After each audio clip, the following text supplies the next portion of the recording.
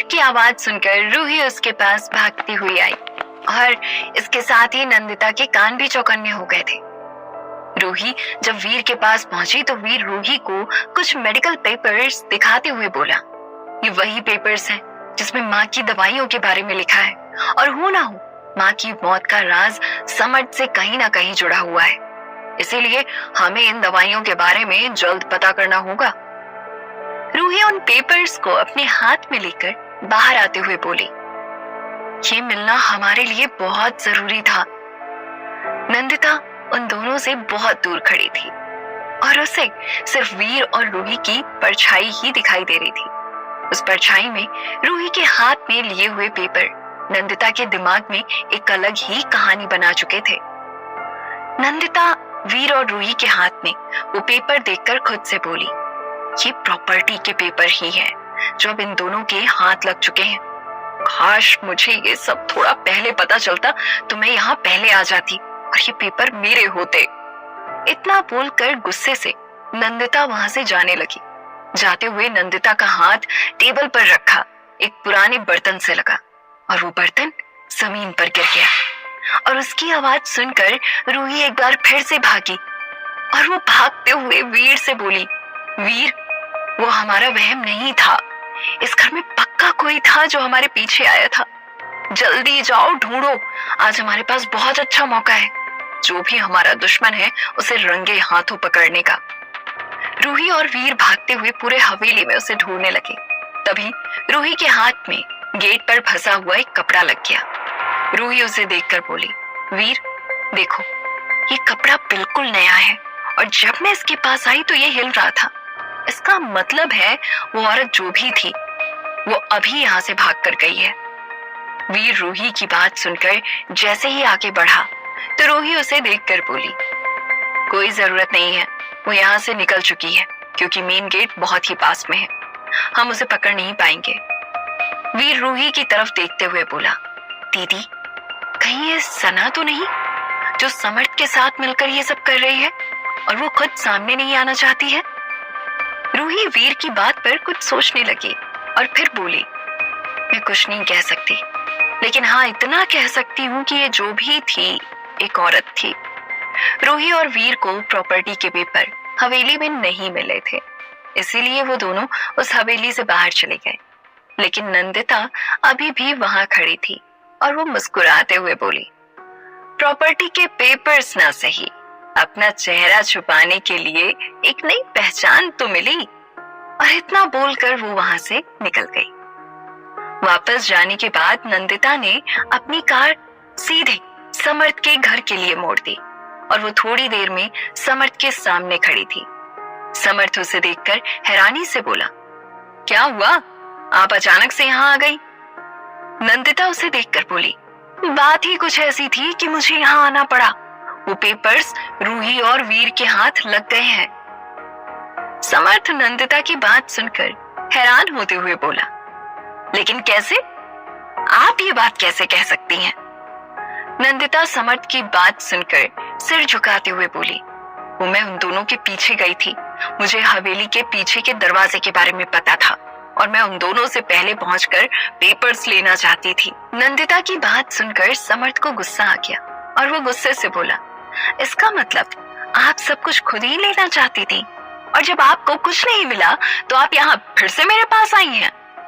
नंदिता समर्थ को समझाते हुए बोली, देखो समर्थ, एक पल को ना मेरे मन में लालच आया था, लेकिन मैं अब ये जान चुकी हूँ कि इस खेल में हम दोनों को एक दूसरे की बहुत जरूरत है, इसीलिए प्लीज मेरी बात ध्यान से सुनो। समर्थ गुस्से से बोला, मुझे आपकी कोई बात नहीं सुननी, मैं जान गया कि आप कितनी मतलबी और कितनी चालाक औरत हो। मैं अब अकेले ही अपना बदला लूंगा, मुझे आपकी मदद की कोई जरूरत नहीं। समर्थ की बात सुनकर नंदिता उसे देखकर बोली, ठीक है, तो फिर ये सोच लो कि तुम्हें आग से जलते हुए किसने बचाया था और ये जिंदगी किसकी दी हुई है। जब नंदिता ने इतना कहा तो समर्थ चुप हो गया। फिर कुछ देर बाद नंदिता उसके सामने आकर खड़ी हो गई और उसे देखकर बोली, आज से हम एक नया खेल खेलेंगे। रूही और वीर को ये शक है कि इन सब के पीछे तुम्हारी बहन सना है और हम उसी का फायदा उठाएंगे। सबसे पहले हमें रूही और अमर के रिश्ते को तोड़ना है और उसे तोड़ने के लिए हमें सना की जरूरत होगी। नंदिता की बात सुनकर समर्थ आंखें सिकोड़ते हुए बोला। नंदिता की बात सुनकर समर्थ हैरानी से बोला, लेकिन सना इस दुनिया में नहीं है और बार बार उसका नाम लेकर मुझे आप क्या समझाने की कोशिश कर रही हैं? नंदिता समर्थ के कंधे पर हाथ रखकर बोली, मैं बस यही समझाने की कोशिश कर रही हूँ कि सना अगर अमर से बात करेगी तो वो अंदर ही अंदर टूटेगा और वो जब अंदर से टूट जाएगा तो वो किसी लायक नहीं रहेगा और इससे रूही और अमर का रिश्ता भी खत्म हो जाएगा।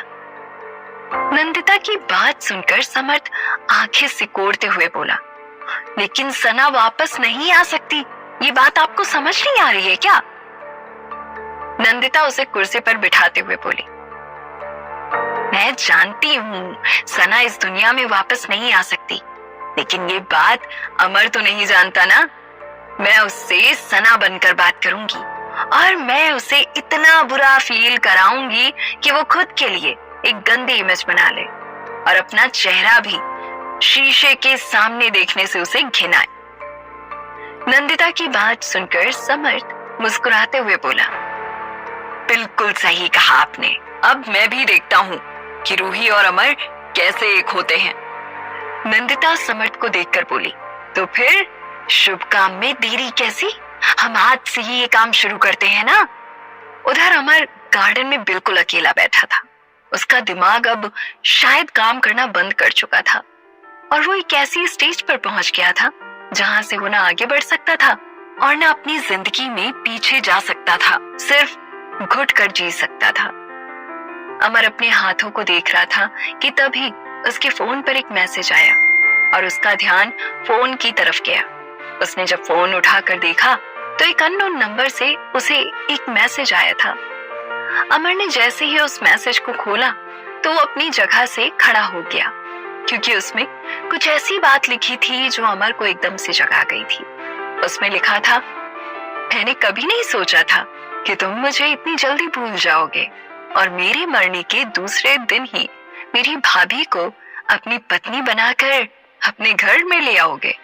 हाँ, मानती हूँ कि हमारे बीच कभी नहीं बनी और ना मैंने तुम्हें कभी पति वाली इज्जत दी, लेकिन फिर भी कोई इतना कैसे बदल सकता है। और फिर नीचे लिखा था, तुम्हारी सना। ये मैसेज पढ़कर अमर अपने कपकपाते हुए होठों से बोला, सना? ये नहीं हो सकता। उधर नंदिता ये मैसेज भेजने के बाद मुस्कुराते हुए समर्थ को देखकर बोली, अब देखना कैसे एक तीर से दो निशाने होंगे, अमर और रूही भी दूर हो जाएंगे और मेरा नाम भी बाहर नहीं आएगा। उधर अमर मैसेज पढ़ते ही पुरानी यादों में खो गया था। हालांकि यादें इतनी खास भी नहीं थी, लेकिन फिर भी उसे याद आ रहा था जब उसने सना से शादी की थी तो उसने वचन दिया था कि वो कभी सना के अलावा किसी दूसरी लड़की को नहीं देखेगा।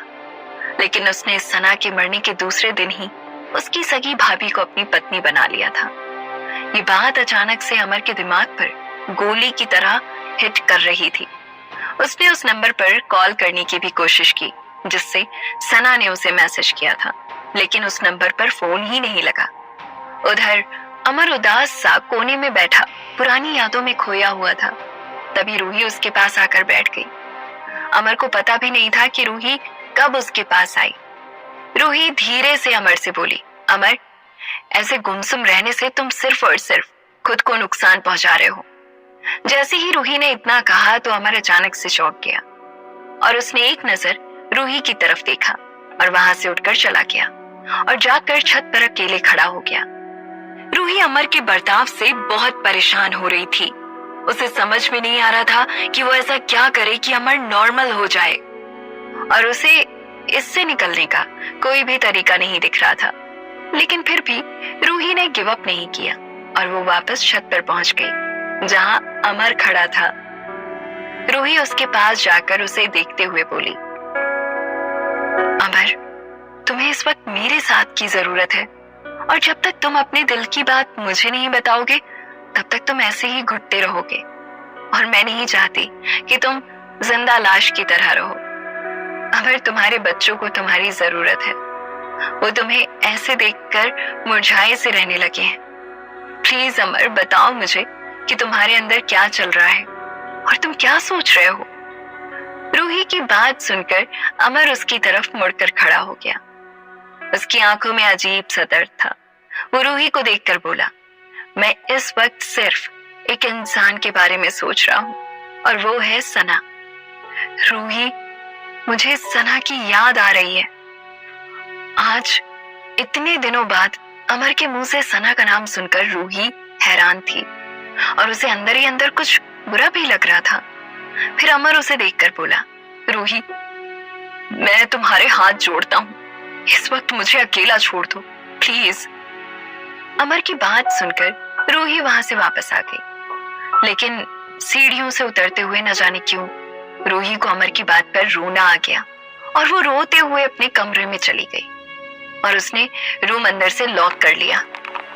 उधर किचन में खड़ी मेड, जो कि ये सब देख रही थी, उसने मुस्कुराते हुए समर्थ को फोन लगाया और बोली, मुझे नहीं पता कि क्या हुआ है रूही और अमर के बीच में, लेकिन अमर ने रूही को चिल्लाया है और वो रोते हुए अपने कमरे में गई है। इतना बोलकर मेड ने फोन काट दिया। तभी समर्थ ने मुस्कुराते हुए कहा, सही कहा था आपने, तीर बिल्कुल निशाने पर लगा है। अभी अमर छत पर खड़ा था कि तभी उसने देखा कि उसके ऑफिस की एक कार उसके घर की तरफ आ रही है, और ये देखकर वो नीचे आ गया। वो जैसे ही नीचे आया तो दरवाजे से कुछ ऑफिसर्स हाथ में एक पेपर लिए हुए उसकी तरफ आ रहे थे, जिन्हें देखकर अमर को समझ में नहीं आ रहा था कि अब क्या हो गया है और ये ऑफिसर्स उसके पास क्यों आ रहे हैं। तभी वो ऑफिसर आकर अमर के सामने खड़े हो गए और उसे देखकर बोले, आप मेरे सीनियर थे, हम लोगों ने आपको आइडियल माना था अपना, लेकिन ये सब आंखों का धोखा था। आप तो वो थे ही नहीं जो हमने समझा था। ये लीजिए इस घर का नोटिस, 3 दिन बाद ये घर आपको खाली करना है। और इतना बोलकर वो सब वहां से चले गए। उनकी बातें सुनकर अपने हाथ में लिया नोटिस देखते हुए अमर की आंखों से निकली एक बूंद उस पेपर पर गिर गई, और वो सामने खड़े बच्चों को देखकर रुक सा गया। उसे समझ में नहीं आ रहा था कि वो सबको लेकर और इस घर को छोड़कर कहाँ जाएगा, क्योंकि उसके बैंक में जमा सारे पैसे इनकम टैक्स ऑफिस ने ले लिए थे, और इस घर के अलावा अमर के पास कुछ नहीं था। कहाँ जाएगा अमर रूही और बच्चों के साथ, और क्या होगा रूही और अमर के रिश्ते का अगला पड़ाव? क्या नंदिता सना बनकर उन दोनों के बीच के रिश्ते को खत्म कर देगी, या फिर उनकी कहानी में आएगा एक नया मोड़? जानने के लिए सुनते रहिए कोई मुझको यूं मिला। उस घर का नोटिस लेकर अमर सीधे अपने कमरे में चला गया और उसने अंदर से दरवाजा बंद कर लिया। रात को बच्चों को खाना खिलाने के बाद रूही ने देखा कि अमर ने अभी तक खाना नहीं खाया है, इसलिए वो बड़ी हिम्मत बांधकर अमर के कमरे के पास गई और दरवाजे पर नॉक करते हुए बोली, अमर प्लीज खाना खा लो वरना तुम्हारी तबीयत खराब हो जाएगी। ये बात सुनकर भी अमर कुछ नहीं बोला और बिस्तर पर ही लेटा रहा। रूही को पता था कि अमर को बाहर कैसे लाना है, इसलिए उसने बच्चों का सहारा लिया। बच्चे बाहर से अमर को बुलाने लगे और अमर खुद को रोक नहीं पाया और उसने गेट खोल दिया। जैसे ही उसने गेट खोला तो उसे बच्चों के साथ सामने रूही भी खड़ी दिखी, और वो रूही को देखकर समझ गया कि ये उसी का प्लान था, उसे कमरे से बाहर निकालने के लिए। कमरे से बाहर आकर अमर सीधे डाइनिंग टेबल पर आकर बैठ गया। अमर के बाहर आते ही रूही को अमर के बेड पर दूर से एक पेपर रखा हुआ दिखा। रूही को ये पता था कि ये कोई साधारण पेपर नहीं होगा, इसीलिए वो चुपके से अमर के बेड के पास पहुंच गई, और जैसे ही उसने वो पेपर उठाकर पढ़ा तो उस व्हाइट पेपर में उनके लिए काला दिन लिखा था, जिस दिन उन सभी को ये घर छोड़कर जाना था। रूही वो पेपर लेकर सीधे अमर के पास आई और उसे देखकर बोली, इस बारे में मैं भी तुम्हें कुछ बताना चाहती हूँ। समर्थ मुझे बार बार धमकी दे रहा था कि वो हम लोगों को इस घर से निकाल कर ही मानेगा, और हो ना हो इसमें कहीं ना कहीं उसकी भी चाल है। अमर रूही की तरफ देखकर बोला, मैं नहीं जानता समर्थ की चाल है या नहीं, लेकिन जॉब छोड़ने के बाद घर तो मुझे वैसे भी छोड़ना ही था, आज नहीं तो कल। लेकिन ये नोटिस इतनी जल्दी आना, इसके पीछे कुछ न कुछ जरूर होगा। अमर के सामने खाना रखा था, पर उसे थोड़ी सी भी भूख नहीं थी। लेकिन जब उसने देखा कि रूही ने भी खाना नहीं खाया है, तो वो चुपचाप खाना खाने लगा, क्योंकि उसे पता था कि अगर वो ऐसे परेशान होगा तो रूही भी खाना नहीं खाएगी। रूही अमर के हाथ पर हाथ रखकर उसे समझाने ही वाली थी कि रूही का हाथ अमर के हाथ तक पहुंचता, इसके पहले ही अमर के पास एक मैसेज आया और वो फोन उठाकर तुरंत बाहर चला गया। रूही अपने मन में बोली, किसका मैसेज हो सकता है? और फिर उसने इस बात को इग्नोर कर दिया। अमर के पास फिर से एक बार सना का मैसेज आया था, जिसमें लिखा था, अमर मैं तुम्हें आखिरी मौका देना चाहती हूँ, सिर्फ इसलिए नहीं कि तुम मेरे पति हो, बल्कि इसलिए भी क्योंकि तुम्हारे पास मेरे बच्चे हैं। क्यों ना हम फिर से अपनी एक नई दुनिया बनाएं? अमर ने इस बार मैसेज का रिप्लाई कर दिया। उसने मैसेज में लिखा, सना मैं तुमसे मिलकर बात करना चाहता हूँ, क्योंकि मुझे अभी भी भरोसा नहीं हो रहा है कि तुम जिंदा हो। अमर काफी देर तक मैसेज के जवाब का इंतजार करता रहा और वो इधर उधर टहलता रहा, लेकिन उसे कोई जवाब नहीं आया। तभी उसने पीछे मुड़कर देखा कि रूही उसे झांक कर देख रही है और ये उसे थोड़ा अजीब लगा, इसीलिए वो फोन लेकर छत पर चला गया। अभी अमर छत पर पहुंचा ही था कि उसका फोन बजा। किसी अननोन नंबर से कॉल था। अमर ने जैसे ही फोन उठाया तो उधर से एक लड़की बोली, बताओ क्यों मिलना है तुम्हें मुझसे? क्या तुम्हें भरोसा नहीं हो रहा कि मैं तुम्हारी सना हूं? उसकी आवाज सुनकर अमर के माथे पर सिलवटें आ गई और वो गुस्से से बोला, कौन हो तुम और क्यों कर रही हो मेरे साथ ये सब? मैं अच्छे से जान गया हूं कि तुम सना नहीं हो। मैंने सना से हजारों बार बात की है, उसकी आवाज ऐसी नहीं है, और तुम्हारी भलाई इसी में है कि तुम अपना ये बचकाना मजाक छोड़कर सीधे मुझे ये बताओ कि तुम कौन हो। उधर से कोई जवाब ना आने के बाद अमर फोन काटने ही वाला था कि तभी उधर से फिर से वो लड़की बोली, याद है अमर, जब हमारी शादी की पहली रात तुम मेरे पास आए थे, तब मैंने तुमसे क्या कहा था कि तुम मुझे शादी करके तो इस घर में ले आए हो, लेकिन ये मत भूलना कि मैं अपनी शर्तों पर जीती हूँ। जैसे ही उस लड़की ने ये बात कही तो अमर का चेहरा एकदम से सूख गया। ये बात सिर्फ उसे और सना को पता थी, तो फिर ये अनजान लड़की कौन थी?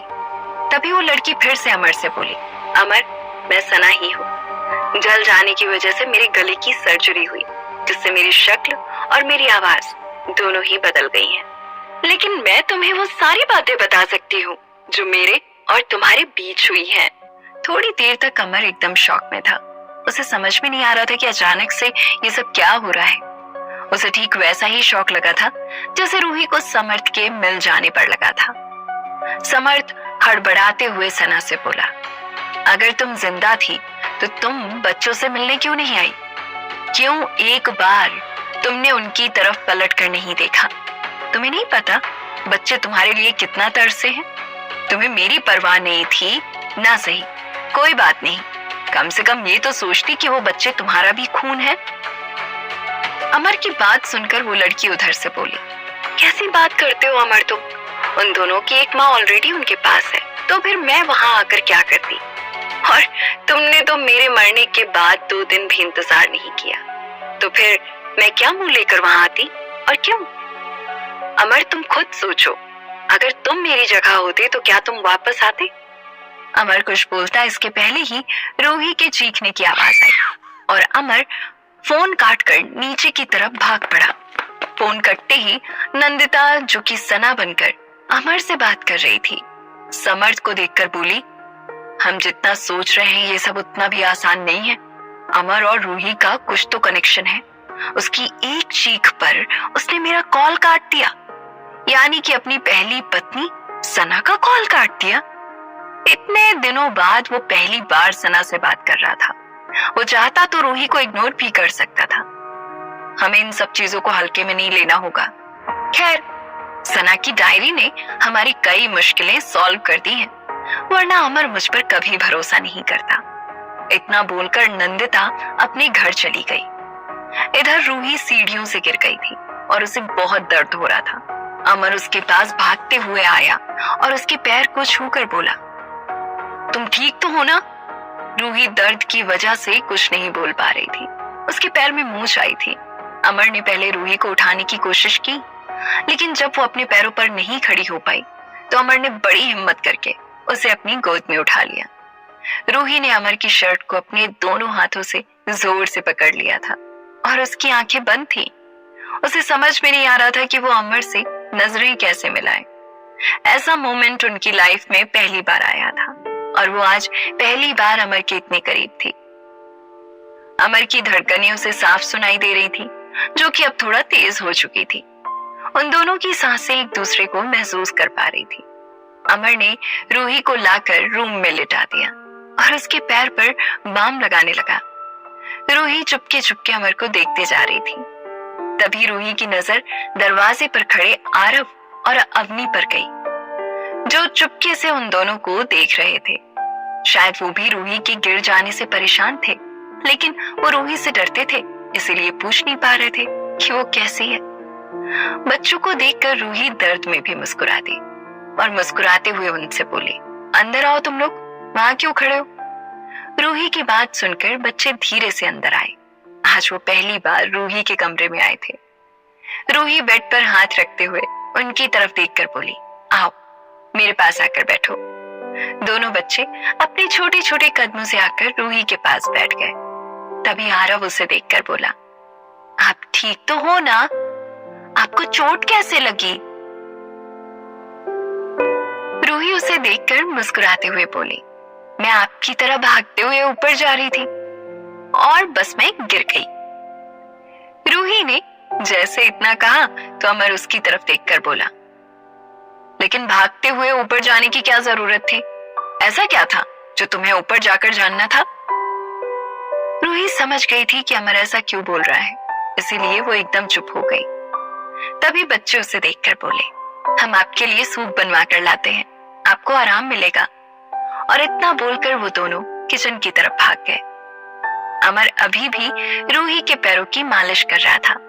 रूही उसे देखकर बोली, बस करो, अब मेरे दर्द में थोड़ा आराम है।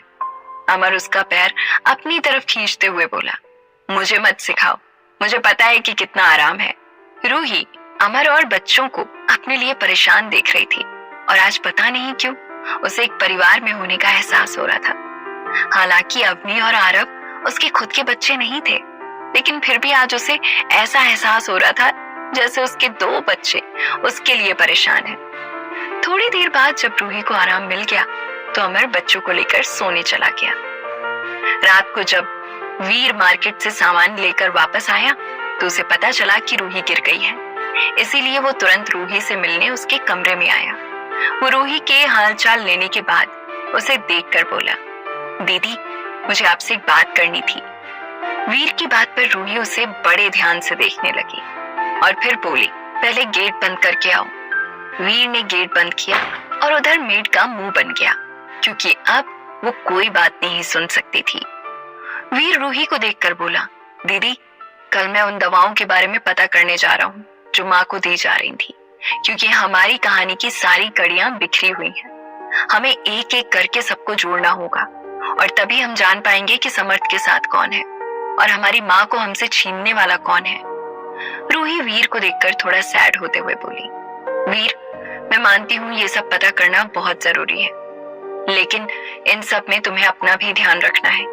समर्थ तुम्हें अकेला देखकर तुम पर हमला जरूर करेगा और वो तुम्हें फिर से किडनैप करने की कोशिश करेगा। इसलिए जहां भी जाना अपने किसी दोस्त के साथ जाना या फिर मेरे साथ, अकेले कहीं जाने की जरूरत नहीं है। वीर ने रूही को देखकर हाँ में सिर हिलाया और वहां से चला गया। अगले दिन वीर उन दवाइयों का पर्चा लेकर स्टोर टू स्टोर जाकर पूछ रहा था, लेकिन किसी भी मेडिकल स्टोर पर उन दवाइयों के बारे में उसे कोई जानकारी नहीं मिल रही थी। 5 किलोमीटर के दायरे में किसी भी मेडिकल स्टोर पर यह दवाई नहीं थी। तभी वीर एक बड़े मेडिकल स्टोर में गया और उसने उन दवाइयों का पर्चा दिखाकर उनके बारे में पूछा तो उस मेडिकल स्टोर में काम कर रहा एक लड़का उसे देखकर बोला, सर, ये दवाइयाँ अभी कुछ समय से हमारे पास नहीं है, लेकिन हाँ, एक जगह है जहाँ आपको ये दवाइयाँ मिल जाएंगी। वीर उसकी तरफ देखकर हैरानी से बोला, कहाँ मिलेंगी मुझे ये? क्या आप मुझे वहाँ के बारे में बता सकते हैं? वो लड़का आगे कुछ बोलता इसके पहले ही उसके पीछे खड़ा मेडिकल स्टोर का मालिक उसे देखकर बोला, तुम्हें जिस काम के लिए रखा गया है तुम वही करो, ज्यादा जानकारी इकट्ठा करने की जरूरत नहीं है, चलो जाओ यहाँ से। और उसने उस लड़के को भगा दिया और फिर वो वीर को देखकर बोला, ये दवाइयां हमारे यहाँ नहीं मिलती, आप कहीं और जाकर पूछिए। उसकी बात सुनकर वीर इतना तो समझ गया था कि ये कुछ छिपा रहा है, लेकिन वो किसी से जबरदस्ती भी नहीं कर सकता था। वो चुपचाप मेडिकल स्टोर से बाहर निकल आया और जैसे ही वो 10 कदम चला तो वो लड़का जो अभी कुछ देर पहले मेडिकल स्टोर में था वो उसके सामने आकर खड़ा हो गया और वो वीर को देखकर बोला, मैं आपको बता सकता हूँ इन दवाइयों का ठिकाना कहाँ है। किसका नाम बाहर आएगा इन दवाइयों के पीछे और किसी चेहरे से पर्दा उठेगा? जानने के लिए सुनते रहिए कोई मुझको यूं मिला।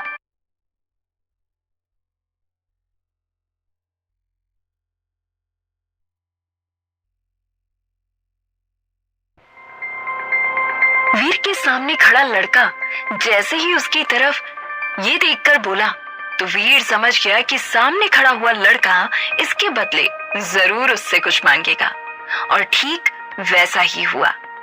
अगले ही पल वो लड़का वीर की तरफ देखकर बोला, लेकिन इन दवाइयों का पता बताने के बदले तुम्हें मुझे 10,000 रुपए देने होंगे। ये सुनकर कुछ देर के लिए वीर सोच में पड़ गया और फिर बोला, मैं इस वक्त इतने रुपए तुम्हें तो नहीं दे सकता, लेकिन जो मेरे पास सबसे ज्यादा कीमती है मैं वो तुम्हें दे सकता हूँ। और इतना बोलकर वीर ने अपने हाथ में लिया हुआ फोन उसे पकड़ा दिया।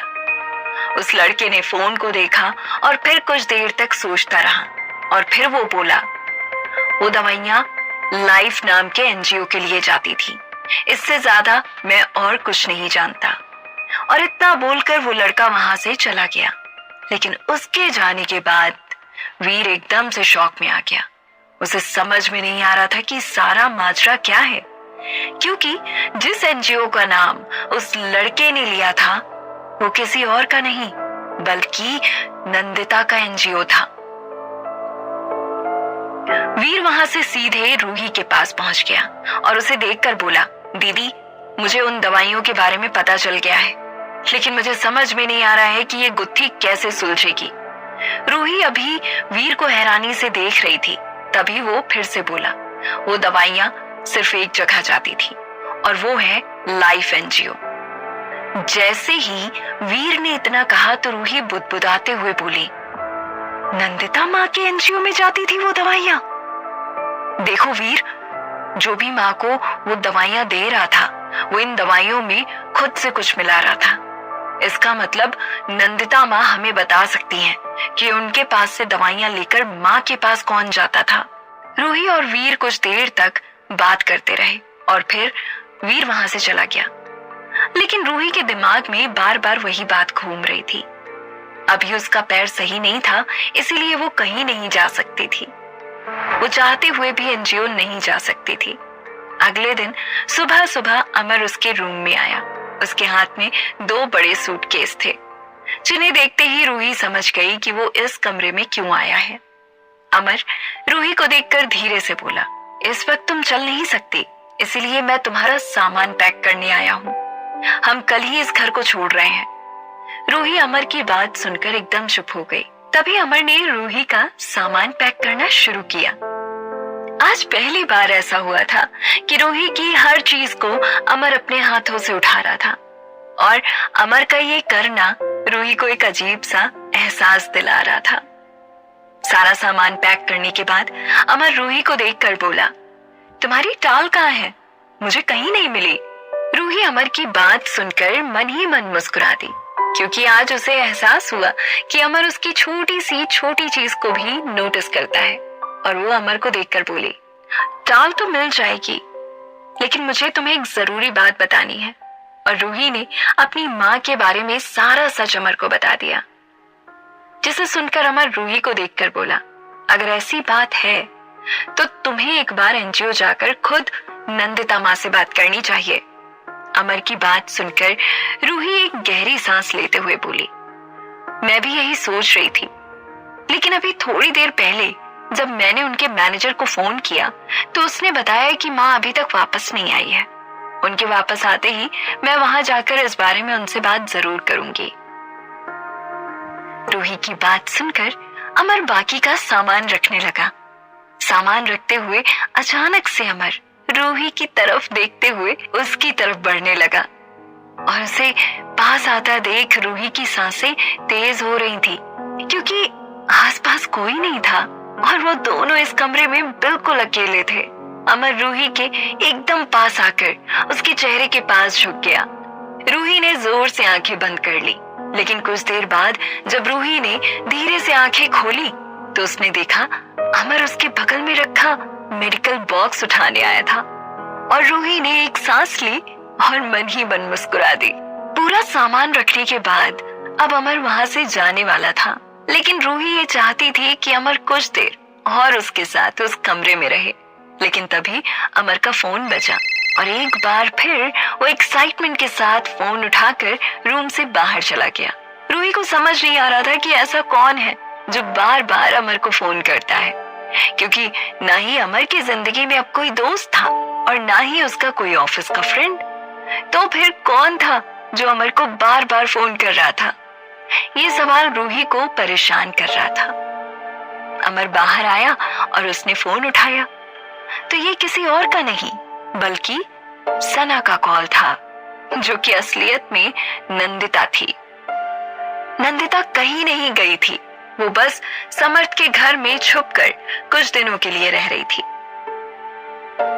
फोन उठाते ही नंदिता अमर से बोली, मैंने कहा था ना अमर, अगर तुमने रूही का साथ नहीं छोड़ा तो तुम और तुम्हारे बच्चे फुटपाथ पर आ जाओगे। उसकी ये बात सुनते ही अमर को बहुत बुरा लगा और वो तुरंत जवाब देते हुए बोला,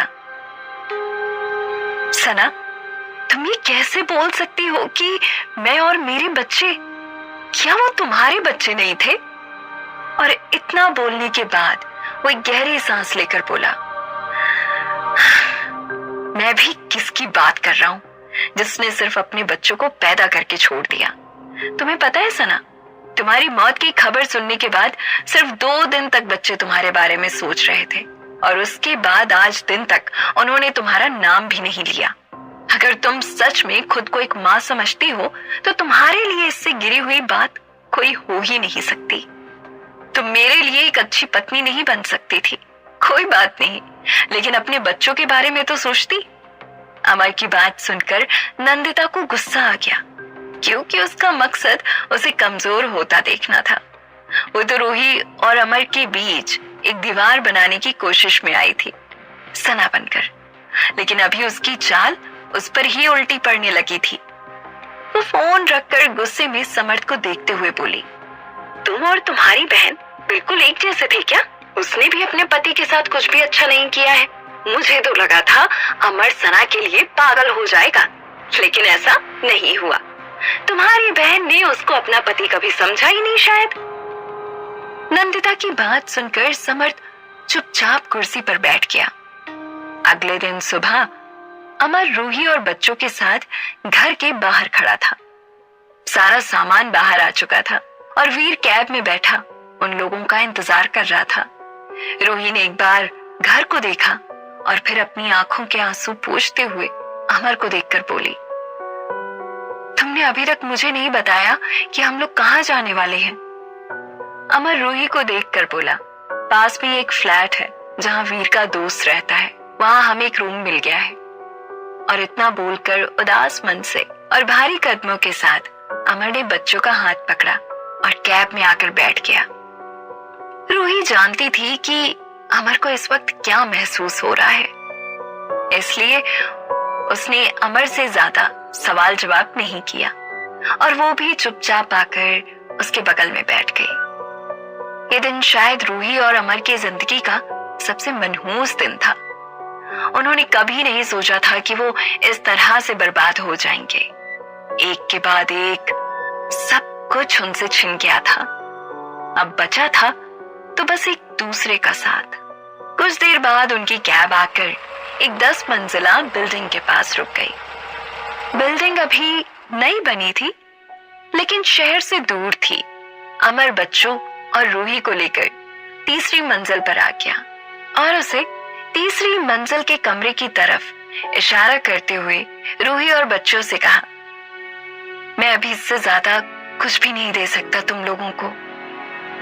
उसकी बात सुनकर और उसको सैड देखकर रूही अमर के कंधे पर हाथ रखकर उससे बोली, इस नए घर के साथ हम अपनी एक नई दोस्ती की भी तो शुरुआत कर सकते हैं ना। वो दोस्ती जहां हम दोनों एक दूसरे की हर कदम पर मदद करें। आज रूही के मुंह से ऐसी बात अमर ने पहली बार सुनी थी और ये सुनकर उसे सचमुच बहुत हल्का फील हुआ था, क्योंकि उसके साथ किसी ने कदम से कदम मिलाकर चलने की बात कही थी। अभी तक अमर को सभी लोग किनारे करते आ रहे थे, लेकिन आज रूही ने उसका साथ दिया था। अमर थोड़ा सा मुस्कुराते हुए बच्चों और रूही के साथ उस कमरे में आ गया। तभी वीर रूही को देखकर बोला, दीदी, मेरा दोस्त सामने वाले रूम में ही रहता है। उसी ने मुझे यहाँ का एड्रेस बताया था और उसने मुझे खुद कहा है कि मैं उसके साथ रहूं, इसीलिए मैंने अपना सामान उसके रूम में रखा है। वीर की बात सुनकर रूही भी कुछ नहीं बोल पाई, क्योंकि सचमुच वो कमरा बहुत छोटा था। वो बस वीर के गाल पर हाथ रखते हुए उसे देखकर बोली, अपना ध्यान रखना और दिन में मेरे पास रहना। रूही से बात करके वीर सामने के कमरे में अपने दोस्त के पास चला गया और अब रूही और अमर मिलकर बच्चों के सोने के बाद उस रूम में अपने सामान को रख रहे थे। एक कोने में उनका किचन बन चुका था और वो एक कमरा उनका छोटा सा घर। भले ही यहाँ वो सारी सुविधाएं नहीं थी जो अमर के बड़े घर में हुआ करती थी, लेकिन रूही बहुत ज्यादा खुश थी, क्योंकि आज वो खुद को आजाद समझ रही थी। उसे ऐसा लग रहा था कि समर्थ की नजर अब उससे हट चुकी है और वो आजाद हो गई है। अब वो अपने मन मुताबिक बात कर सकती है और अपनी मर्जी चला सकती है। अभी रूही यही सब सोच रही थी कि तभी अमर उसे उसकी तरफ बिस्किट का पैकेट बढ़ाते हुए बोला, आज के लिए यही हमारा डिनर है। रूही ने मुस्कुराते हुए अमर को देखा और 2 बिस्किट उठा लिए। सोते हुए बच्चों को देखकर अमर रूही से बोला, मैंने कभी नहीं सोचा था कि मैं इन्हें ऐसी जिंदगी दूंगा, लेकिन ऐसा लगता है जैसे आज मेरे हाथ बंधे हुए हैं। मैंने खुद से वादा किया था कि मैं अपना बचपन अपने बच्चों को कभी नहीं जीने दूंगा, लेकिन आज मैंने उन्हें इस मोड़ पर लाकर खड़ा कर दिया है। वो बच्चों को ऐसे देखकर बहुत उदास था, क्योंकि वो सचमुच उनसे बहुत प्यार करता था। उदास होकर अमर जाकर आरव के साथ लेट गया और रूही अपनों के साथ। उस छोटे से रूम में 2 अलग अलग बिस्तर लगे हुए थे, लेकिन फिर भी रूही और अमर को एक साथ होने का एहसास हो रहा था। देर रात अमर सो चुका था, लेकिन तभी रूही के फोन में एक मैसेज आया। रूही ने फोन उठाकर देखा तो समर्थ का मैसेज था, जिसमें लिखा था, तुम मेरी नजरों से दूर हुई हो, मेरी पहुंच से नहीं। मैं हमेशा तुम्हारे पीछे एक साए की तरह रहूंगा और तुम्हारी हर हरकत पर मेरी नजर रहेगी। इसीलिए आजादी का महोत्सव मनाने की कोई जरूरत नहीं है, क्योंकि तुम्हारा दायरा अभी भी मेरी नजर ही है। रूही ने ये मैसेज पढ़ा और उसका दिमाग खराब हो गया, क्योंकि वो समर्थ का नाम सुनने से भी परेशान हो जाती थी और फिर से समर्थ का इस तरह से उसे धमकाना उसे एक बार फिर से बेचैन कर रहा था। वो फिर से उस घुटन भरे माहौल को जीना नहीं चाहती थी, इसीलिए उसने अपना फोन स्विच ऑफ कर लिया और वापस अपने बिस्तर पर आकर लेट गई। क्या होगा समर्थ का अगला कदम और क्या करेगा वो रूही और अमर की जिंदगी में, और कैसे निकलेंगे अमर और रूही इस आफत भरी जिंदगी से बाहर? ये जानने के लिए सुनते रहिए इस कहानी को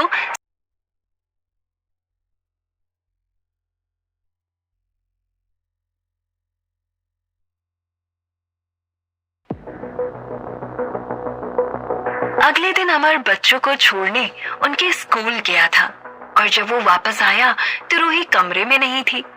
उसे समझ भी नहीं आया कि रूही गई कहाँ है। उसने रूही को 2-3 बार कॉल किया लेकिन रूही ने फोन नहीं उठाया। अमर परेशान हो रहा था क्योंकि उसे पता था कि समर्थ रूही और वीर के पीछे पड़ा है। वो घर से बाहर निकलकर रूही को ढूंढने ही जाने वाला था कि तभी रूही अचानक से उसके सामने आ गई। वो रूही को देखकर हैरान होते हुए बोला, कहाँ चली गई थी तुम? तुम्हें पता है मैं कितना परेशान हो गया था। कम से कम बताना तो चाहिए था ना। न वीर को पता है तुम कहाँ हो, न मुझे खबर है कि तुम कहाँ हो। वैसे तुम गई कहाँ थी? जब अमर ने रूही से ऐसे पूछा तो एक पल के लिए रूही बिल्कुल चुप हो गई और न जाने क्यों उसे अमर की डांट भी अच्छी लगने लगी, क्योंकि आज पहली बार अमर ने उस पर इतना हक दिखाया था। फिर वो कमरे में अंदर आते हुए बोली, मैंने कल तुमसे कहा था ना कि मैं तुम्हारे एक दोस्त की तरह इस मुश्किल वक्त में साथ दूंगी, जैसे तुमने मेरा साथ दिया था। इसीलिए मैंने एक फैसला लिया है। अमर रूही के पीछे आते हुए उसके सामने खड़ा हो गया और उसे देखकर बोला, फैसला? कैसा फैसला और किसके लिए? रूही अमर को देखकर बोली, बच्चों के लिए और हमारे लिए। मैंने ये फैसला लिया है कि मैं एक बेकरी शॉप खोलूंगी। रूही की बात सुनते ही अमर के चेहरे पर कई सवाल आ गए। तभी रूही उसे फिर से समझाते हुए बोली, मेरे पास जो भी पैसे बचे थे, जो मैंने अपनी ज्वेलरी बेच कर लिए थे, उससे मैंने एक दुकान किराए पर ली है। वो दुकान मार्केट में काफी अच्छी जगह पर है और वहां हमारी बेकरी अच्छी चलेगी। रूही की बात सुनकर अमर हैरान होते हुए बोला, रूही, तुमने मुझसे एक बार पूछना जरूरी नहीं समझा और तुमने इतना बड़ा फैसला ले लिया। जब अमर ने ऐसा कहा तो रूही को समझ आया कि सचमुच उसे एक बार अमर से पूछना चाहिए था, लेकिन उस वक्त रूही बस इस धुन में थी कि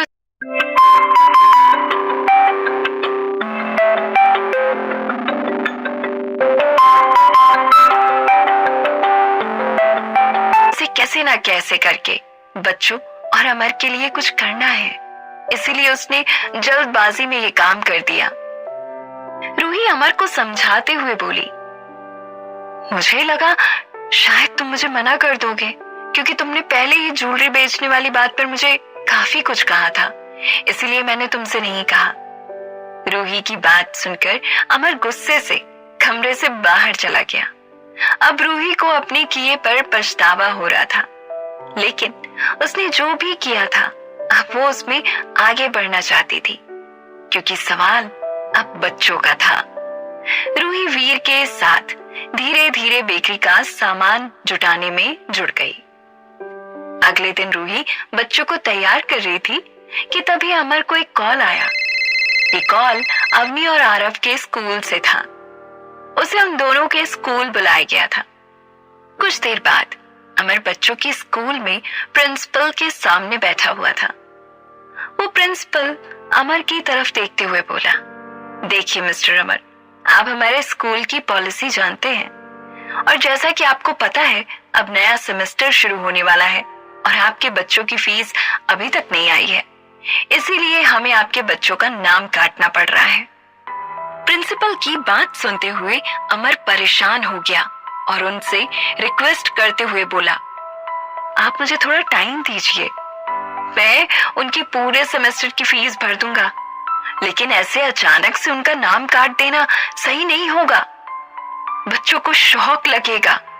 वैसे भी अभी हमने अपना घर छोड़ा है और फिर उनका स्कूल छूट जाना उनके लिए और उनकी मेंटल हेल्थ के लिए बिल्कुल सही नहीं होगा। जब अमर ने ऐसे कहा तो प्रिंसिपल सीधे ना करते हुए बोला, देखिए मिस्टर अमर, मैं ना ही आपका दोस्त हूँ और ना ही आपका फैमिली मेंबर, इसीलिए मैं अपना काम अपनी तरह से कर रहा हूँ। मैं आपकी परेशानियों को समझता हूँ, इसीलिए मैंने आपको बुलाकर ये बात बतानी जरूरी समझी, लेकिन मैं इस वक्त आपकी कोई मदद नहीं कर सकता। उसकी बात सुनते ही अमर उनके सामने हाथ जोड़कर खड़ा हो गया और उन्हें देखकर बोला, आप मुझे 15 दिन का वक्त दीजिए। अगर इन 15 दिनों में मैं फीस नहीं दे पाया तो आप बिना मुझसे बात किए ही मेरे बच्चों के नाम काट देना। प्रिंसिपल ने अमर की तरफ देखा और फिर कुछ सोचते हुए बोला, मिस्टर अमर, याद रखिएगा सिर्फ 15 दिन है आपके पास। उनसे बात करने के बाद अमर घर तो चला आया, लेकिन उसे समझ में नहीं आ रहा था कि वो 15 दिन का प्रॉमिस कैसे पूरा करेगा। वो जब घर आया तो रूही ने उसके लिए खाना लगाया और आज खाने में सिर्फ आलू की सब्जी थी। आज से पहले शायद ही अमर ने इतने सालों में कभी ऐसा खाना खाया था। वो चुपचाप बैठ गया। तभी रूही उसे देखकर बोली, क्या सोच रहे हो और कहाँ गए थे तुम? वो रूही को देखकर उदास होते हुए बोला, बच्चों के स्कूल से फोन आया था। 15 दिन बाद अगर फीस ना जमा हुई तो वो उन दोनों का नाम काट देंगे। उसकी बात सुनकर रूही उसे देखकर बोली, तुम चिंता मत करो, कल बेकरी ओपन हो रही है और 15 दिनों में हम कुछ पैसे तो जोड़ ही लेंगे। अमर रूही की बात सुनकर चुप हो गया, क्योंकि उसके पास कोई जवाब ही नहीं था। ना तो अभी उसे कोई काम मिल रहा था और ना ही लोग उससे बात करना चाह रहे थे। उसे एक बिल्कुल साइड जोन कर दिया गया था, वो भी बिना उसकी गलती के। अमर चुपचाप बैठकर वो सूखी आलू की सब्जी खाने लगा। तभी रूही उसे देखकर बोली, कल बेकरी का पहला दिन है और मैं चाहती हूँ कि कल तुम भी मेरे साथ वहां रहो। अमर ने रूही की बात का कोई जवाब नहीं दिया। अगली सुबह वह जब बच्चों को छोड़ने स्कूल गया, तभी रूही और वीर बेकरी के लिए निकल गए। रूही को ऐसा लग रहा था कि अमर जरूर उसके पास आएगा। बेकरी की ओपनिंग हुई। धीरे धीरे करके दिन ढलने लगा। शाम को वीर बच्चों को लेकर वहां आया। बच्चे ये सब देखकर बहुत ज्यादा खुश थे। रूही उन दोनों को केक देते हुए बोली, तुम दोनों का फेवरेट चॉकलेट केक। बच्चे केक देखकर बहुत ज्यादा खुश हो गए थे। ऐसा लग रहा था जैसे काफी दिनों बाद उन्हें उनकी पसंद की कोई चीज मिली हो। लेकिन रूही अभी भी अमर की राह देख रही थी। उसका इंतजार करते करते रात के 10 बज गए, लेकिन वो नहीं आया। बेकरी बंद करने के बाद रूही बच्चों को लेकर जब घर पहुंची तो अमर बिस्तर पर लेटा हुआ था। रूही उससे कुछ नहीं बोली और वो भी बच्चों को सुलाने के बाद सो गई। अगली शाम को रूही बेकरी में थी। तभी उसने देखा कि सामने से अमर चलता हुआ उसकी तरफ आ रहा है, जिसे देखकर रूही बहुत ज्यादा खुश हो गई। अमर बेकरी के अंदर आया और रूही को देखकर बोला, कल मैं बहुत ज्यादा परेशान था और अमर अपनी बात आगे पूरी बोलता, इसके पहले ही अचानक से माइक्रोवेव में धमाका हुआ और वहां आग लग गई। अमर ने जल्दी से रूही को पकड़ा और बाहर की तरफ भागा और देखते ही देखते आग तेज हो गई। आसपास के लोगों ने पानी डालकर जैसे तैसे आग बुझाई। तब तक लगभग सारा सामान जल चुका था। तभी रूही का फोन बजा। रूही ने जैसे ही फोन निकाला तो वो अमर की तरफ देखने लगी। ये किसी और का नहीं बल्कि समर्थ का कॉल था। अमर ने रूही के हाथ से फोन छीना और जैसे ही फोन उठाया तो उधर से समर्थ बोला, रूही, ये आग तुम्हारा पीछा इतनी आसानी से नहीं छोड़ेगी। फिर वो हंसते हुए बोला, तुम्हें क्या लगता है तुम अपनी जिंदगी में एक बिजनेस वुमन बनकर सक्सेस की सीढ़ियां चढ़ोगी और सब कुछ तुम्हारे हिसाब से चलता रहेगा? फिर वो अगले ही पल बोला, अच्छा वो सब छोड़ो, ये बताओ कहीं तुम्हारी बेकरी में तुम्हारे 2 छोटे प्यारे बच्चे तो नहीं थे? उन्हें तो कुछ नहीं हुआ ना? जैसे ही उसने इतना कहा तो अमर चिल्लाते हुए बोला, समर्थ, अपनी जुबान संभाल कर बात करो। अगर एक बार भी मेरे बच्चों का नाम अपनी जुबान पर लिया ना तो मैं तुम्हारी जुबान काट दूंगा, फिर भले ही उसकी सजा कुछ भी हो। और आज जो तुमने ये बचकानी हरकत की है, इसके लिए तो तुम्हें मैं छोड़ूंगा नहीं। इतना बोलकर अमर ने फोन काट दिया। रूही जलती हुई बेकरी को देखकर बस रोए जा रही थी। एक बार फिर से सब कुछ खत्म हो गया था, लेकिन उसके पास एक सबसे बड़ा सहारा था और वो था उसके कंधे पर अमर का हाथ। अमर उसे संभालते हुए बोला, रूही अभी घर चलते हैं, हम कल सुबह ही यहाँ वापस आकर सब कुछ सही कर पाएंगे। और इतना बोलकर वो रूही को अपने साथ घर ले गया। वो दोनों बहुत ही ज्यादा उदास थे, लेकिन घर जाते ही उनके लिए एक और नई मुसीबत खड़ी थी। जैसे ही वो दोनों घर पहुंचे तो वीर आरव को अपनी गोद में लेकर बैठा था और आरव बेहोश सा उसकी गोद में पड़ा था। अमर भागकर वीर के पास आया और आरव को देखकर बोला, इसे क्या हुआ है? वीर परेशान होते हुए बोला, पिछले 1 घंटे से इसने आंखें नहीं खोली हैं और इसके हाथ पैर भी ठंडे हो रहे हैं। अमर और रूही आरव को देखकर बेकरी की सारी बातें भूल चुके थे। अमर ने तुरंत आरव को गोद में उठाया और बाहर की तरफ भागा। रूही भी उसके साथ बाहर आ गई। दोनों रोड पर खड़े होकर किसी ऑटो या टैक्सी को देख रहे थे, लेकिन अब रोड पर कुछ भी नहीं था। रात के सुनसान माहौल में उन दोनों को कोई भी गाड़ी नहीं मिल रही थी जिससे वो अस्पताल तक पहुंच सके। अमर ने थोड़ा सा भी इंतजार नहीं किया और उसने पैदल ही सिटी हॉस्पिटल की तरफ चलना शुरू कर दिया। लेकिन तभी अचानक से रास्ते में तेज बिजली कड़की और बारिश होने लगी। रूही अपना दुपट्टा आरव को उड़ाते हुए अमर से बोली, जल्दी चलो वरना इसकी तबीयत और खराब हो सकती है। अमर तेज कदमों से अस्पताल की तरफ भाग रहा था। पीछे पीछे रूही भी तेजी से उसके साथ चलती जा रही थी और वो मन ही मन बस यही बोल रही थी कि कैसे भी करके बस आरव ठीक हो जाए। आज अमर जितना घबराया हुआ था, रूही ने इससे पहले उसे इतना परेशान कभी नहीं देखा था। यहाँ तक कि जब उससे उसकी नौकरी छीनी गई तब भी नहीं। आज उसे देखकर ऐसा लग रहा था जैसे उसका दिमाग काम करना बंद कर चुका है। अगर आरव को कुछ हो गया तो वो हर तरह से टूट जाएगा। वो बार बार आरव के चेहरे को देखकर उसे उठाने की कोशिश कर रहा था, लेकिन आरव की आंखें नहीं खुल रही थी। तभी उसे सामने से एक टैक्सी आती दिखी। अमर ने उसे हाथ दिखाया, लेकिन पीछे चल रही रूही की नजर सामने आ रही एक कार पर गई जिसमें नंदिता बैठी हुई थी। नंदिता को देखकर रूही के होश उड़ गए, क्योंकि उसे तो मैनेजर ने बताया था कि नंदिता अब 1 महीने तक वापस नहीं आएगी। रूही उन्हें रोक पाती या उनसे कुछ बोल पाती, इसके पहले ही उनकी कार वहां से गुजर गई, लेकिन वो अभी भी मुड़कर उस कार की तरफ देख रही थी। तभी टैक्सी में बैठ चुका अमर रूही को देखते हुए तेजी से बोला, रूही वहां क्यों खड़ी हो? जल्दी आओ, हमें हॉस्पिटल पहुंचना है। अमर की आवाज सुनकर रूही तुरंत भाग कर आई और उसके साथ टैक्सी में बैठ गई। नंदिता को ऐसे देखकर रूही के मन में हजारों सवाल पैदा हो गए थे, लेकिन ये वक्त इन सवालों का नहीं था। उसने एक बार आरव की तरफ देखा और फिर उसके गीले शरीर को पोंछने लगी। थोड़ी देर में सिटी हॉस्पिटल आ गया और अमर टैक्सी से उतरकर भागते हुए अस्पताल के अंदर चला गया। क्या हुआ था आरव को, और क्या रूही के सामने आ जाएगा नंदिता का काला सच और खुल जाएगी नंदिता के दोनों चेहरों की पहचान? ये जानने के लिए सुनते रहिए इस कहानी को सिर्फ और सिर्फ। रूही और अमर आरव को लेकर अस्पताल के अंदर तो आ गए थे, लेकिन अमर इस बात से परेशान था कि उसके पास बिल्कुल भी पैसे नहीं है और आरव का इलाज कैसे होगा।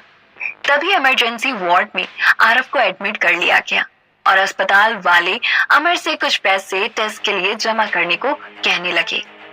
ये बात सुनते ही अमर एकदम से सूख गया, क्योंकि उसकी जेब में तो मात्र 300 रुपए थे। उसने एक बार अपना फोन निकाला और सना को फोन किया, क्योंकि उसे ऐसा लग रहा था इस वक्त वो उसकी मदद कर सकती है। लेकिन अमर को ये नहीं पता था कि जिसको वो सना समझ रहा है वो कोई और है, और वो मदद तो दूर बिना अपने मतलब के अमर का फोन भी नहीं उठाएगी। और वैसा ही हुआ। अमर उस बेंच पर चुपचाप बैठकर अपना सिर झुकाए हुए खुद को कोस रहा था। तभी एक नर्स उसके पास आई और उसे देखकर बोली, सर, आपके लड़के का टेस्ट हो गया है, उसे सर्दी लग गई है और उसे वायरल फीवर है। हम अभी कुछ दवाइयां दे रहे हैं, कल आप फिर से आकर उसे दिखा लीजिएगा। नर्स की बात सुनकर अमर ने अपना सिर ऊपर करके उसकी तरफ बड़ी हैरानी से देखा और तभी उसे नर्स के पीछे खड़ी रूही दिखाई दी। जो अमर को देखकर मुस्कुरा रही थी। अमर उसके पास आते हुए उससे बोला, तुमने कैसे किया ये सब और कहां से आए तुम्हारे पास पैसे? रूही अमर को देखकर बोली, ये सब तो तुम्हें बाद में भी पता चल जाएगा, लेकिन इस वक्त तुम पहले आरव से मिलो। देखो, उसने आंखें खोल दी हैं। और इतना कहते ही रूही ने अंदर लेटे आरव की तरफ इशारा किया, जो कि बाहर खड़े रूही और अमर को देख रहा था। उसे देखते ही अमर तुरंत उसके पास पहुंच गया और उसे गले लगाकर उसके माथे को चूमने लगा। आरव को प्यार करते हुए रूही दूर से अमर को देख रही थी और उसे ऐसा लग रहा था कि जैसे पहली बार उसने अमर को कोई खुशी दी है।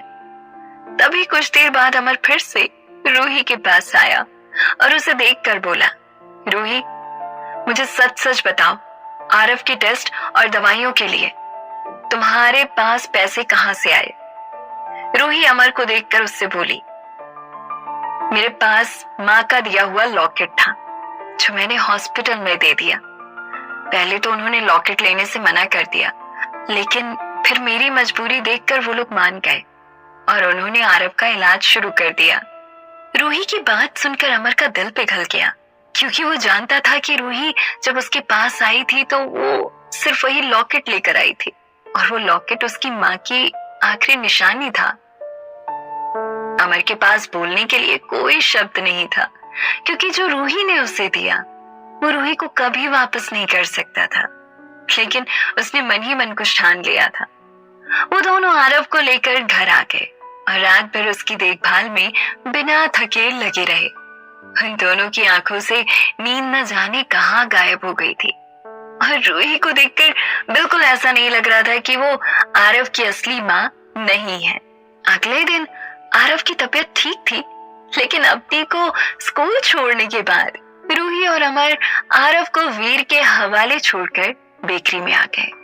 वहां पहुंचते ही रूही के कदम टिक गए, क्योंकि वो जली हुई दुकान रूही से देखी नहीं जा रही थी। रूही कुछ कदम पहले ही रुक गई और दूर से सारा जला हुआ सामान देखने लगी। अमर आगे जाते हुए मुड़ा और रूही की तरफ देखकर अपना हाथ बढ़ाते हुए बोला, दोस्त कहा था ना तुमने, तो ये दोस्त आज तुम्हें हिम्मत दे रहा है अपने हालातों से लड़ने के लिए। अमर ने ऐसे कहा तो रूही ने एक बार उसकी तरफ बड़े ध्यान से देखा और फिर उसका हाथ पकड़कर दुकान के अंदर आ गई। वो दोनों दुकान के हर जले सामान को बाहर निकाल रहे थे और कुछ सही चीजों को एक तरफ रख रहे थे। रूही अब उस दुकान को फिर से नया करना चाहती थी। वो काम कर रही थी, तभी अमर की नजर बाहर खड़े दो आदमियों पर गई जो एक टक रूही को देखे जा रहे थे। उन्हें देखकर अमर को बहुत तेज गुस्सा आया। एक बार को तो अमर ने उन दोनों को इग्नोर किया, लेकिन अगले ही पल जब वो रूही को देखकर उस पर हंसने लगे तो अमर से रहा नहीं गया और वो गुस्से में बेकरी से बाहर निकल आया। रूही ने जब अमर को गुस्से में जाते हुए देखा तो वो समझ गई कि माजरा क्या है और वो अमर के पीछे भागी। लेकिन तब तक अमर उन आदमियों के पास पहुंच चुका था। अमर ने अपने लंबे हाथों से उन दोनों की छाती पर धक्का दिया और उनसे गुस्से में बोला, तुम लोगों की हिम्मत कैसे हुई मेरी वाइफ को ऐसे देखने की? रूही अमर को रोकने आई थी, लेकिन न जाने क्यों वो खुद ही रुक गई, क्योंकि अमर के मुंह से ये बात सुनकर उसे अंदर ही अंदर कुछ अलग सा एहसास हुआ था। उसके मन में तितलियां सी उड़ गई थी, लेकिन उसने फिर अगले ही पल खुद को काबू किया और अमर की शर्ट पकड़कर उसे पीछे की तरफ खींचने लगी और उससे बोली, जाने दो उन्हें, तुम उनके मुंह क्यों लग रहे हो? ये रोड छाप लोग हैं, इनका काम ही यही है। अमर गुस्से से उन्हें घूरते हुए बोला, अगर इनका काम यही है तो मुझे भी अपना काम करना आता है और मैं इन्हें इनकी औकात दिखा सकता हूँ। अमर ने जैसे ही इतना कहा तो वो आदमी अमर की तरफ देखकर गुस्से में बोला, तेरी औकात तो हम सब देख चुके हैं, यहाँ तक कि पूरा शहर देख चुका है। दूसरे की कमाई चुराने वाले घूसखोरी बेईमान ऑफिसर। जैसे ही उन दो आदमियों ने अमर से इतना कहा तो अमर का गुस्सा और बढ़ गया और अमर ने उन दोनों को पास किए नाले में धक्का दे दिया। ये देखकर रूही की आंखें चौड़ी हो गईं, क्योंकि वो नाला गहरा था। वो दोनों गर्दन तक उसमें डूब गए और गिरते ही अमर को उल्टा सीधा बोलने लगे। अमर गुस्से में वहां से चला गया, लेकिन रूही उन दोनों आदमियों को नाले में गिरा हुआ देखकर खुद को रोक नहीं पाई और उसे हंसी आ गई। रात के वक्त रूही और अमर बच्चों के सोने के बाद जब खाना खा रहे थे तो दरवाजे पर एक दस्तक हुई। अमर ने जैसे ही गेट खोला तो सामने समर्थ खड़ा था। समर्थ को ऐसे अचानक अपने सामने देखकर वो दोनों हैरान हो गए और समर्थ मुस्कुराते हुए कमरे के अंदर आने लगा। अमर समर्थ को वहीं रोकते हुए बोला, तुम्हारी इतनी हिम्मत कैसे हुई कि तुमने मेरे घर की तरफ मुंह उठाकर देखा? समर्थ दरवाजे पर खड़े होकर मुस्कुराकर उन दोनों को देखकर बोला, मैं तुम्हारे दरवाजे पर एक आखिरी मौका तुम्हें देने आया हूँ। इसके बाद जो भी होता है उसके लिए मुझे जिम्मेदार मत ठहराना। मैं सीधी तरह से तुमसे बोल रहा हूँ कि मुझे प्रॉपर्टी के पेपर देकर हमेशा हमेशा के लिए अपनी जिंदगी सुकून में कर लो। उसकी बात सुनकर रूही उसके पास आई और उसे देखकर गुस्से में बोली, पहली बात तो मेरे पास प्रॉपर्टी के पेपर नहीं है, और अगर मैं तुमसे ये कहूँ कि मैं तुम्हें प्रॉपर्टी के पेपर नहीं दूंगी तो तुम क्या करोगे? इतना सुनकर समर्थ अपनी गंदी हंसी हंसते हुए बोला, मैं कुछ नहीं करूंगा। करना तो तुम लोगों को होगा, अपने इन दोनों बच्चों के लिए। तुम्हें इन्हें दुनिया की नजरों से और बुरे लोगों से संभाल कर रखना होगा। समर्थ की ऐसी घटिया बातें सुनकर अमर का चेहरा गुस्से से लाल हो गया और वो समर्थ को धक्का देते हुए बोला, समर्थ, मैं बिना कुछ किए ही सजा भुगत रहा हूँ। इससे अच्छा क्यों ना मैं एक कत्ल करके उम्र कैद की सजा काट लूं? समर्थ को अमर की आंखों में गुस्सा साफ दिख रहा था। वो जानता था कि अमर सीरियस है और अगर अमर के हाथ का एक मुक्का भी उसके चेहरे पर पड़ गया तो वो कई दिनों तक ठीक नहीं होगा। इसीलिए वो अमर को देखकर बोला, रिलैक्स रिलैक्स, मैं तो बस यूं ही कह रहा था, जस्ट अ रैंडम थॉट। ये बोलकर वो वहां से निकल गया। समर्थ के जाने के बाद रूही और भी ज्यादा परेशान हो गई। वो यही सोच रही थी कि समर्थ ने जो भी कहा कहीं वो सच ना हो। उसे इस तरह परेशान देखकर अमर उसके पास आया और उसके कंधे पर हाथ रखते हुए बोला, डोंट वरी रूही, मैं हूं तुम्हारे साथ। वो तुम्हें या हमारे बच्चों को कोई नुकसान नहीं पहुंचा सकता। रूही अपनी आंखें नीचे करके अमर की बातें सुन रही थी। उसे अमर पर पूरा विश्वास था। वो अपने हाथों को अमर के हाथ पर रखते हुए बोली, अमर, आई नो तुम मेरे साथ हो और तुम हमेशा से ही मेरी ताकत रहे हो, लेकिन बात इस बार बच्चों की है। अमर रूही को परेशान देखकर उसके पैरों के पास बैठ गया और बोला, भरोसा करो, मैं सब ठीक कर दूंगा। एक पल के लिए जैसे ये वक्त थम सा गया। अमर और रूही एक दूसरे की आंखों में जैसे खो गए थे। तभी बच्चे जाग गए और अवनी उन दोनों को देखकर मुस्कुराई और बोली, पापा, वो गंदे अंकल चले गए? अवनी की बातों ने उन दोनों को रियलिटी में ला दिया। आरव और अवनी उन दोनों के बीच आ गए और अमर ने उन दोनों को हक किया और बोला, हाँ। अमर की नजर रूही से हट नहीं रही थी। बच्चों को फिर से सुलाने के बाद रूही अमर को देखकर बोली, मुझे तुम्हें कुछ बताना है। कल जब हम आरव को लेकर डॉक्टर के पास जा रहे थे तब मैंने कार में नंदिता माँ को देखा। मुझे नहीं पता कि उनके मैनेजर ने मुझसे झूठ क्यों कहा कि वो अभी यहाँ नहीं है। अमर, हो ना हो, कोई तो बात है जो वो हमसे छुपा रही हैं। अमर रूही की बात सुनकर परेशान हो गया और रूही से बोला, तुम्हें अगर ऐसा लग रहा है तो तुम्हें जल्द से जल्द उनसे मिलना चाहिए और पूछना चाहिए कि उन्होंने तुमसे यहाँ आने की बात क्यों छुपाई, जबकि तुम्हारा उनसे मिलना कितना जरूरी था। रूही ने हाँ में सिर हिलाया और फिर सोने चली गई। अगली शाम को रूही नंदिता के एनजीओ के बाहर खड़ी थी। वो अंदर जाने ही वाली थी कि गार्डमैन ने उसे बोला, नंदिता मैम अभी नहीं आई है, पर रूही ने उसे अनसुना कर दिया और अंदर चली गई। अंदर जाते ही रूही ने देखा कि नंदिता पीछे के दरवाजे पर खड़ी है। ये देखकर रूही के होश उड़ गए, क्योंकि बाहर गार्ड की कही गई बात और नंदिता का उसके सामने होना उसके दिमाग में हजारों सवाल पैदा कर रहा था। रूही धीरे धीरे नंदिता की तरफ बढ़ रही थी कि तभी रूही का पैर टेबल से टकराया और टेबल पर रखा ग्लास नीचे गिर गया। रूही जैसे ही ग्लास को उठाकर वापस उठी तो सामने से नंदिता गायब थी और ये देखकर रूही अपनी जगह पर खड़ी रह गई। नंदिता के ऐसे बर्ताव से रूही परेशान और हैरान हो गई। जल्दी से उठकर वो दौड़ती हुई नंदिता के पीछे भागी, लेकिन तब तक नंदिता कहीं फरार हो गई थी। रूही ने आसपास की हर जगह ढूंढ ली पर उसे नंदिता कहीं नहीं मिली।